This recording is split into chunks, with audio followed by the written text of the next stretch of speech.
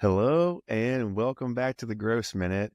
I'm your host, Kevin Gross, and today I am joined by the one, the only Matthew Gross, aka Matt Gross, who from here on out I will just be referring to as Dad. Hey, Kev. I'm lucky enough to be joined here by my dad today. We both had read or listened to the book, The Alchemist, which has been the topic of the first two episodes of this season. And we're just going to kind of get into some of the key points, some of the big takeaways, and just have a little discussion about what we thought was pretty cool about this book. So, Dad, did you enjoy the book? I did. I listened to it on your recommendation. I listened to the audiobook narrated by Jeremy Irons, which made it really enjoyable.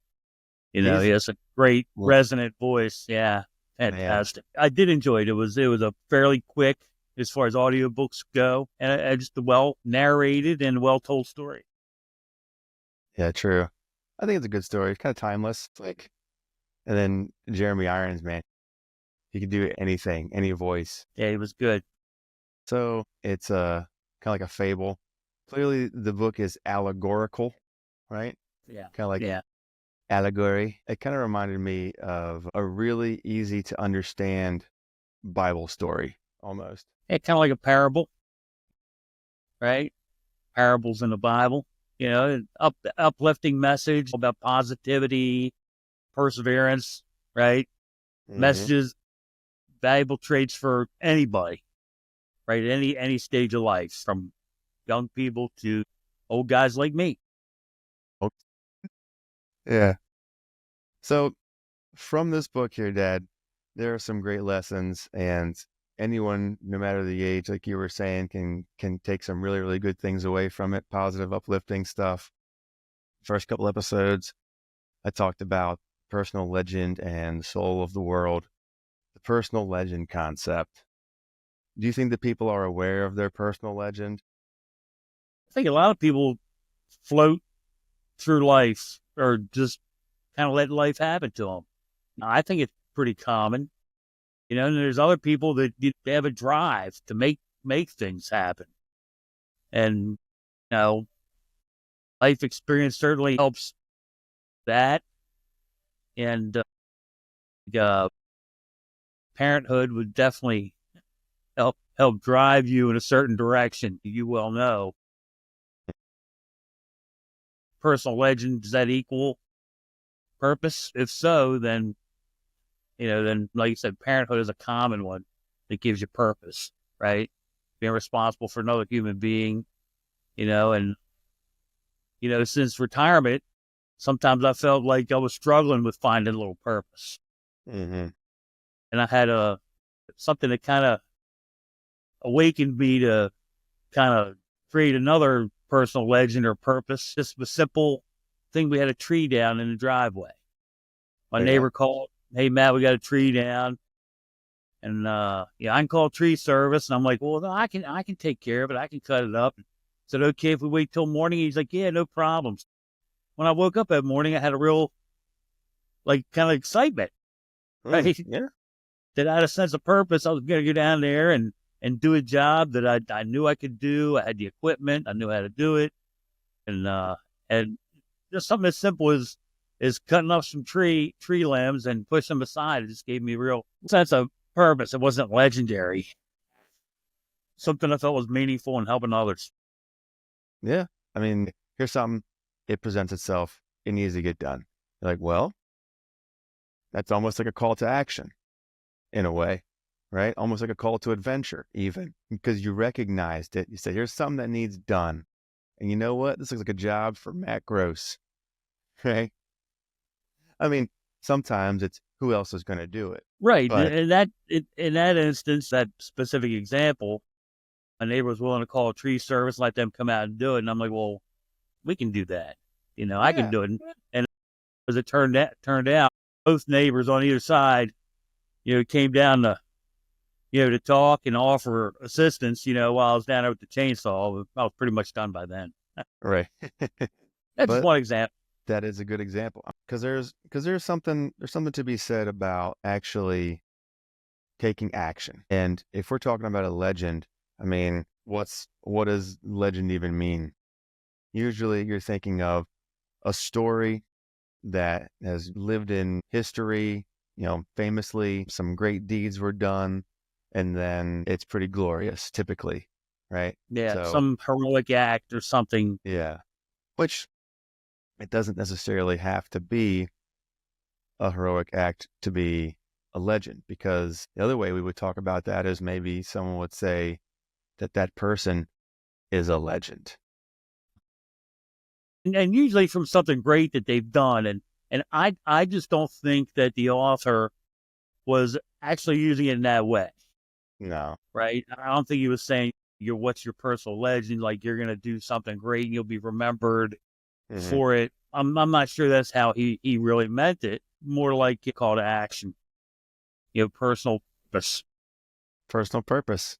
He could have been trying to take like to maybe use the language of legend because it is sort of this grandiose type of a concept that we usually have for legend. Yeah, it's huge, it's big, it's monumental, and Right. taking that and putting it into a personal context and saying, look, whatever you're going to do, it's going to be personal, right? Your personal legend is not going to be necessarily something that moves the earth, but it feels like all of the different language that was used on purpose so that the points could really be driven home to the listener and or the reader to try and get them kind of motivated, maybe.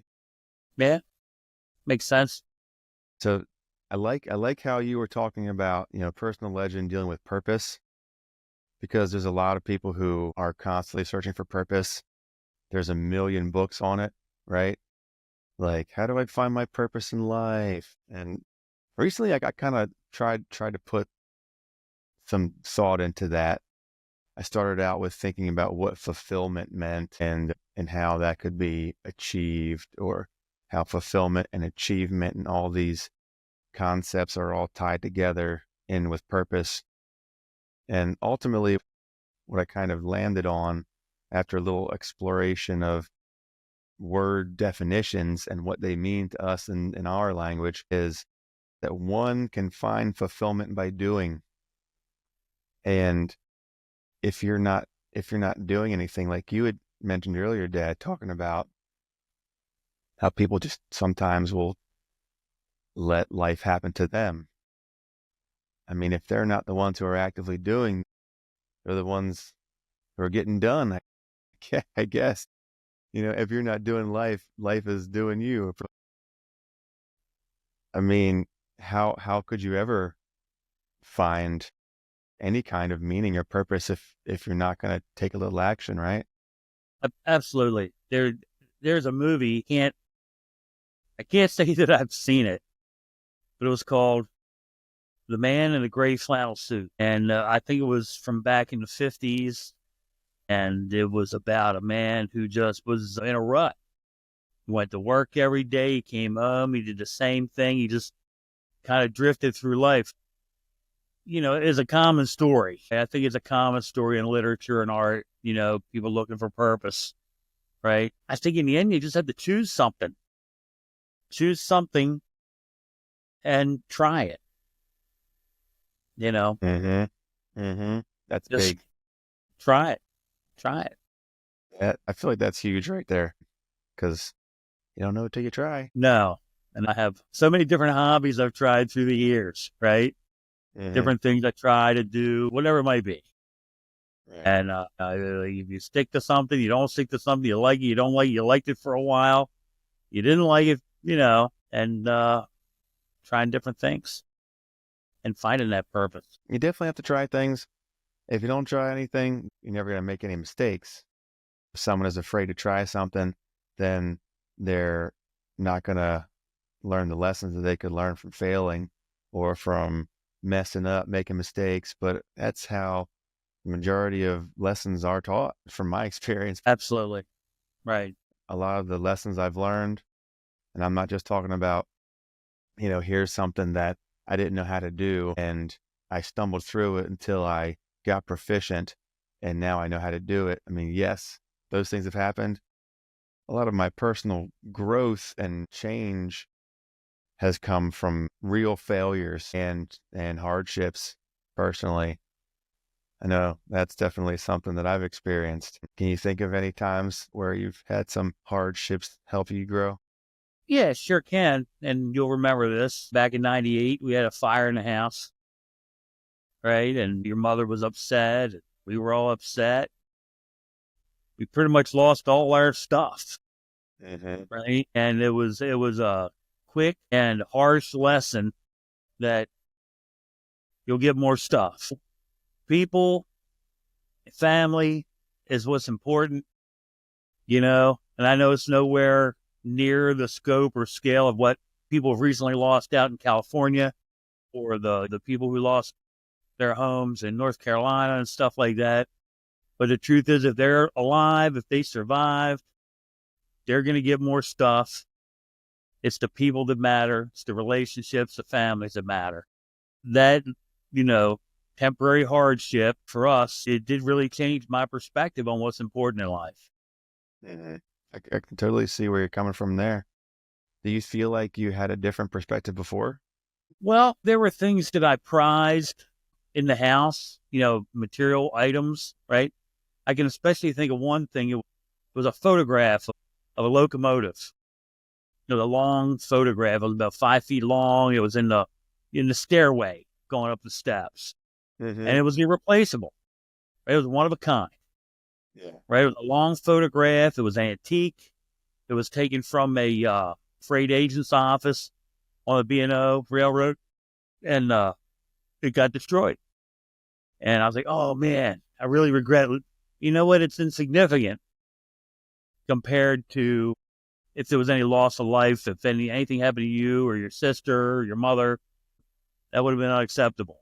And then, so when I realized how it could have been and the material object that was irreplaceable, it was faded into irrelevance. Hmm. Moving forward, you're going to make different choices, more mature choices potentially, especially with that kind of a shift in perspective. Yeah, I think that's all I got on that subject. That's actually a good segue into my next point I'd like to make, or something that we could explore, is different ways of looking at whether or not that type of a struggle is even necessary for growth. Because some people say that it absolutely is. Some people say that not necessarily. I think it all depends on the person. But do you think people need to struggle to grow? Don't struggle and sacrifice and dedication are things that will help people grow, right? There's no doubt. But there's also examples of people who didn't need any kind of struggle to achieve success or whatever you want to call it. I remember hearing an interview with Emmitt Smith, the football running back, Hall of Famer, right? And he said something, I'll paraphrase it. He would do things that other people wouldn't do or weren't willing to do, put in the work, put in the extra work. So then when it came time to do those things that other people couldn't do, he could do it. That's how he could excel at what he did and be one of the best all time as a football player. Or we all know the story of Arnold Schwarzenegger, right? Came to the United States, right, from Austria with a vision, with a plan, right? I mean, the guy had a plan. He knew what he wanted to do, and he drove himself until he did it. And he was one of the biggest stars in Hollywood, and hell, ultimately governor of California. Those guys seem to just have a certain drive. I think some people just have a drive to be more than a feather on the wind, like Forrest Gump, that feather motif. Yeah. And you never know what you're going to get. Yeah, there's a Arnold quote that directly speaks to the part about struggle. And he says, "Strength doesn't come from winning. Your struggles develop your strengths. When you go through hardships and decide not to surrender, that is strength." Yeah. Yeah. Well, as you know, and a lot of people know who know me, that Arnold Schwarzenegger is one of my personal heroes. So Emmett Smith, Arnold Schwarzenegger, I mean, the list could be endless with people who have unparalleled drive, dedication, vision that they can grow and they can make something legendary of themselves. But that is what sets them apart, isn't it? That's why we know who they are. A lot of the people, right? I mean, a lot of these people, we're talking that they're something is different. Something's different about them. And Kev, there's other examples of people who struggled.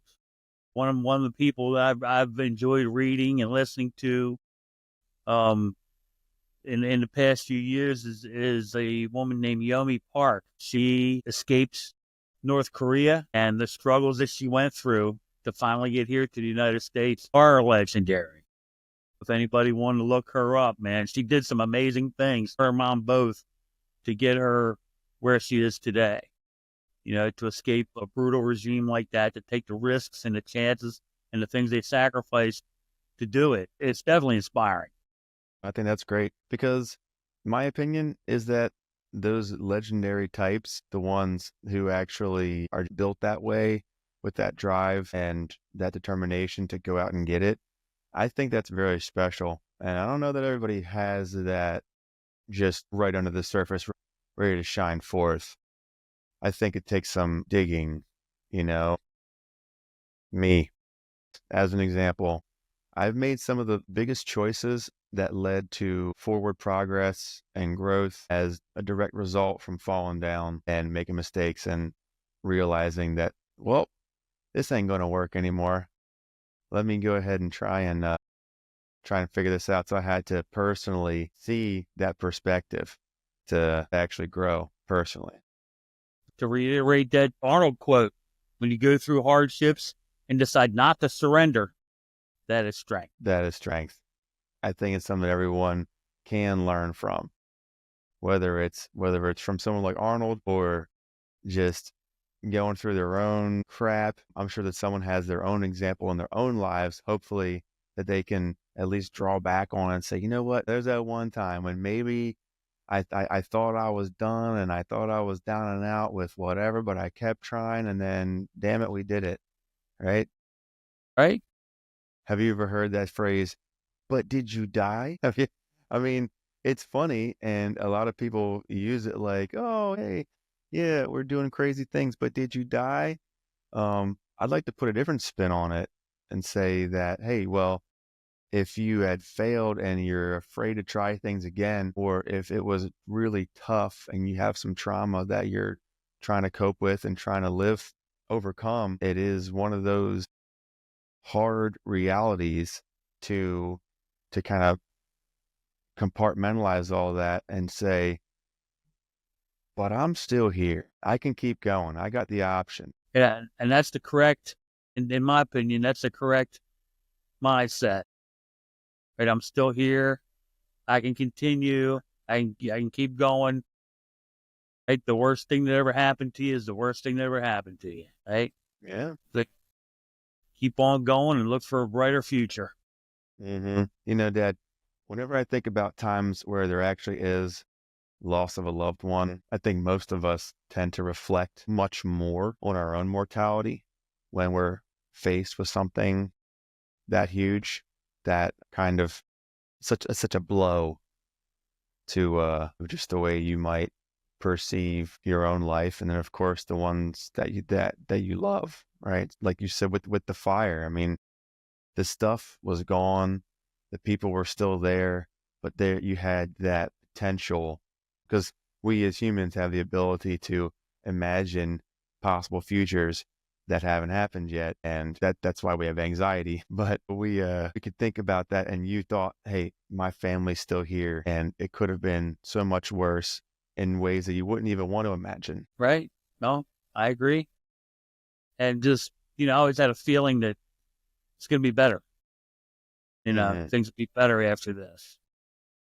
Yeah, I like that because if you're trying to, if you're trying and then you're doing and then you're failing, but you're continuing through that struggle, then there's something that you're most likely, in my opinion, gonna get a sense of purpose out of. And then when you tack on that little icing on the cake, the sprinkles on top, that things will get better, right? I think that understanding those things and actually like trying to take action is definitely something that most people would benefit from doing.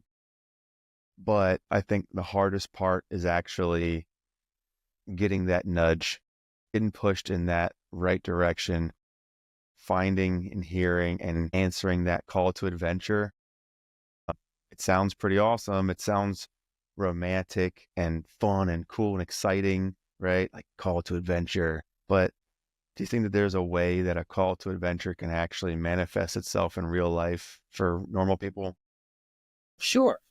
Absolutely. I've experienced it in a manner of speaking, like even something as simple as learning something new because you're taking yourself to some place you've never been before, right? You're opening up your mind and, your heart to new experiences. Hey, we tried to play the guitar. We took guitar lessons. We tried to play guitar. That's right. It wasn't really for me. I found out that you needed to have a little talent, which I didn't have. In my personal life, Kev, it was like I was working as a locomotive engineer and on call and being away from home. And so I tried some other jobs with the same company, with CSX. That was kind of like a call to adventure, but because I really hadn't considered doing anything other than what I was doing, but I knew I wanted my lifestyle to change. So anytime you're going to do something that's different, that's a challenge, right? I think that can count as your call to adventure, right? And I did that a couple times, in my career on the railroad. And other times that call to adventure can come out of the blue. Example, a couple years ago, we were vacationing out in California and we were going to fly. We flew out. We're going to fly back. We're going to go to Denver for a concert. And while in California, I lost my wallet. Mm-hmm. And I was going to face monumental challenges in order to get on an airplane. So you know what? We have a rental car. Let's just drive. Yeah. And we did. And it turned out to be an awesome adventure. I really enjoyed it. We didn't expect it. It was like, hey, here's my call to adventure. I lost my wallet. Right. Yeah. Yeah. You couldn't help but answer that call. So, and it was an adventure and one I'll never forget. Yeah. That came to mind when I thought about Santiago's call to adventure in the book. Yeah. Yeah. I kind of had a little adventure. And it came from a struggle. Now, that's a first world problem in which you were still able to use a automobile to drive across the country, but it came from a struggle that you're like, okay, now the path I thought I was on has changed. And what are we going to do about it? Right. Right. And it turned out to be one of the most fun times we've ever had. That's awesome. That is awesome.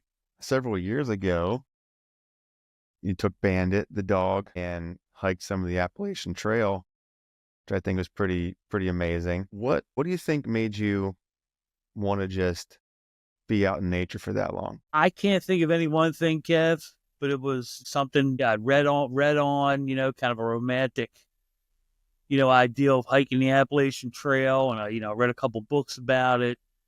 And, I'd always liked hiking around me and Bandit, remember old Bandit? He loved walking. We loved walking in the woods, back in the old neighborhood. And so he was a good hiking buddy. He was a good hiking buddy. And we had some pretty long hikes. So I thought, I'm going to try just a portion of and it was great. It was an adventure. It was probably to not be overblown about it. It was probably twice as hard as I thought it was going to be. Not 10 times harder, but it was harder than I thought because It's a lot of uphill.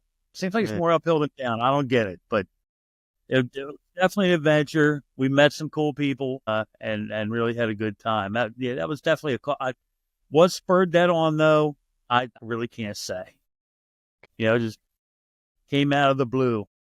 Out of the blue. Well, that was something that you felt you wanted to do to the point to where you did the research, you got the gear, and you made the plans, and then you followed through. Something like that is even synonymous with adventure because you and your dog out in the wilderness, you're, you're sleeping under the stars. You got a 1.5 person tent or something like that. From bears. Yeah, yeah. Look out for bears. I think that most people know that there's more to the world than their neighborhood or their city or the commute between home and their job. And it's almost like it's not real for a lot of people. Like there's this other country where cultures, languages, food, architecture is all different. That looks so cool. I'd like to see that sometime, but never take it past that. But I think most people would like to see it, to experience it, and to understand what else is in the world we live in. Yeah. I mean, I'd like to go anywhere I've never been before. Even in this country, other countries, I'll go anywhere I've never been, and some places I've already been. That's true. That's true. I think that some people find a call to action also as a result of struggle. Some people may find their call to adventure coming to them after something like a struggle or during what they are attempting to persevere through, because it's all part of that purpose. So, like you had said earlier, parenting, like here, me personally, when my son's mother was pregnant and when we were trying to figure out what that even meant, like, oh, what's safe for you? What are going to be the right steps moving forward? And it's funny because so many people go through this whole process of trying to figure out what the right things to do are for themselves, for the mother to be, and then for the baby when they arrive. And there's all these books, people pour over the books, they ask other people their questions about what they did, and they end up kind of stumbling through it in their own messy way, and everyone does it. Just like billions of other people, Kev. Yeah. But what do? You're not just like, okay, that's cool, baby's coming.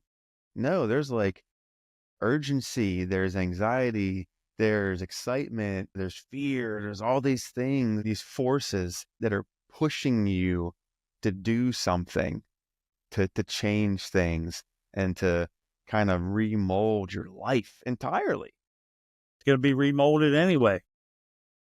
whether you like it or not. That's true. Yeah, so those call to adventures can definitely be something real, but it's a little bit hard to put your finger on. I think it's all personal. Personal legend. Boom. Right? Yeah. Right. Right back to I said, right back to personal legend. That's right. And again, trying to push through, trying to keep it going, you have to decide to do that. A person's got to decide that they want to actually keep going. And that's perseverance. If I feel like there's something that needs to be done within my personal legend, it can always be a little bit of a struggle to get going sometimes, unless it is really super duper urgent. But at times, I got to push myself. I have to remind myself that whatever this thing is important to me or important to someone else, and it needs to get done. But get through that hump, that inaction, like to try and get past the procrastination. That can be tough. Inertia, right? You're sitting still, body in motion or body at rest, then to stay at rest, right? Once you get that little push, that little momentum, your only way through is forward. Right? You got to get through. And somebody we know and love has keep moving forward tattooed on their back. Keep moving forward. Just can't go back. You can't go back. What is done is done. So if you're moving forward, you have forward momentum, you're making progress. Every step is a progression, hence the term progress. So if something is done, it's behind you, right? And if it's behind you, then what the heck, man? Ain't no going back. You got to take that next step. You need to continue your progression. Agreed. But it's tough. It's tough sometimes. Sometimes it takes a little motivation. Oh, yeah.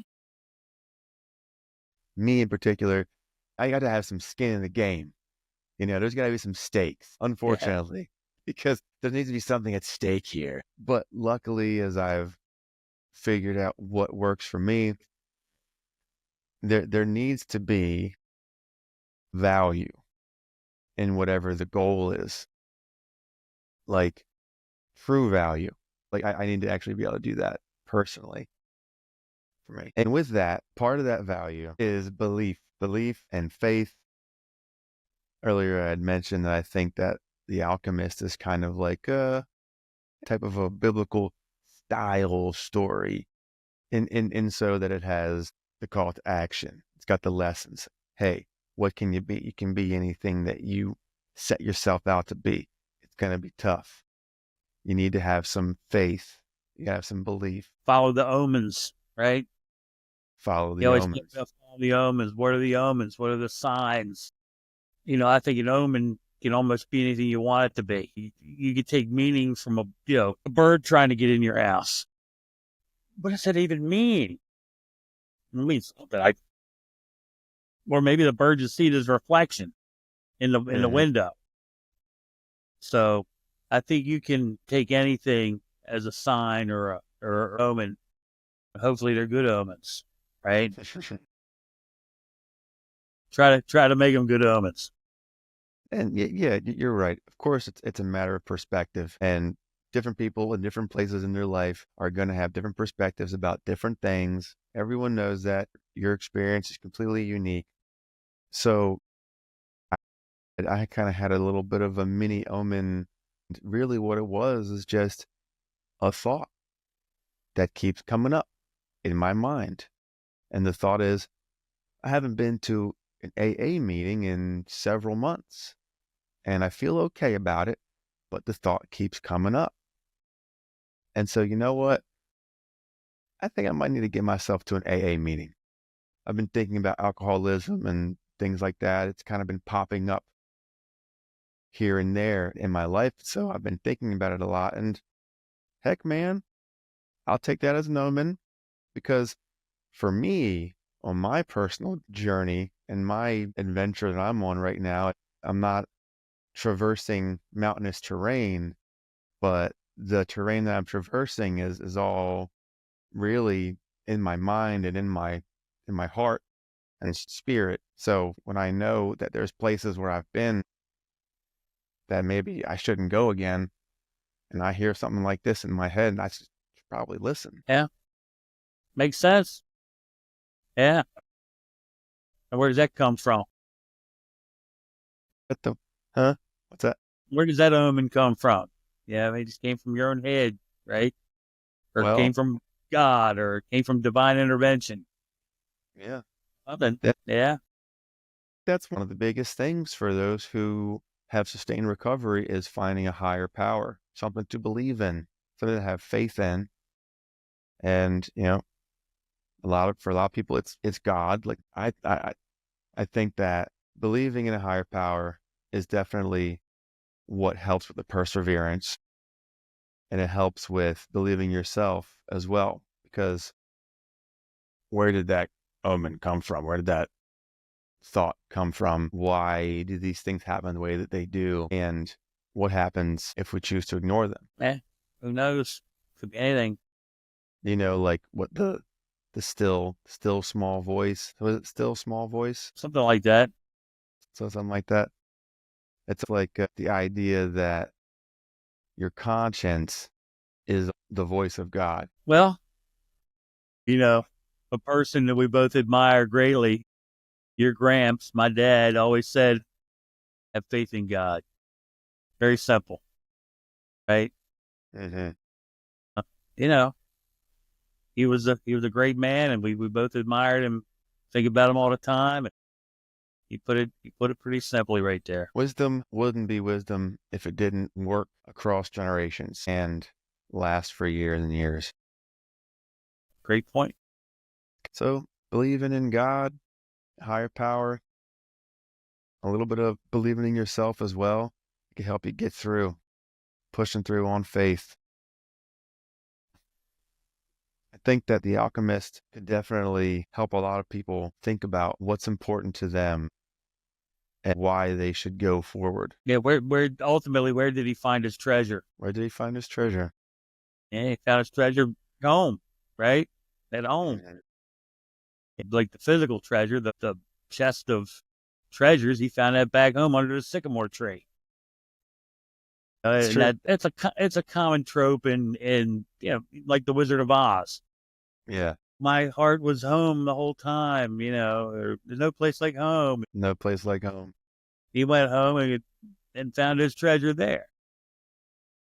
But I think it's significant that the name of the book is The Alchemist. When our main character, Santiago, he's a shepherd. So he wasn't an alchemist to begin with. I guess he kind of became an alchemist. But I think an important part of the book is why the alchemist, like that archetypal persona, was used within the actual storytelling, because it's about changing things. So if we're talking alchemy and the most famous is turning lead into gold, well, that's a metaphor for maybe the person being the lump of lead and then going through this change, going through the pressure, the hardships. Whenever something is changed chemically, there's typically a lot of heat applied to it, or some other stress or agitation put on the molecules to make them have a reaction, to make them change, to make them evolve even. Or through all this struggle and journey, change the mundane, the plain, into something of value. And that's a great point, Dad, because that really is the concept of not taking things for granted and being grateful. I think that a lot of people have themselves in a rut and they get into a routine. We have these first world problems. We have these beliefs that we need to have this instant gratification, or there's a sense of entitlement sometimes, which can really take away from that grounded gratitude, not taking things for granted, and just being thankful for the many blessings that a lot of us are lucky enough to enjoy. Well, I agree. Gratitude's the key to happiness, in my belief. That's the road. The road. I like it. It's a good road. And you're a good man. Thanks, buddy. Thank you, Dad. I think this has been awesome. I really appreciate you being on here with us today. Hey, it's been my pleasure, Kev.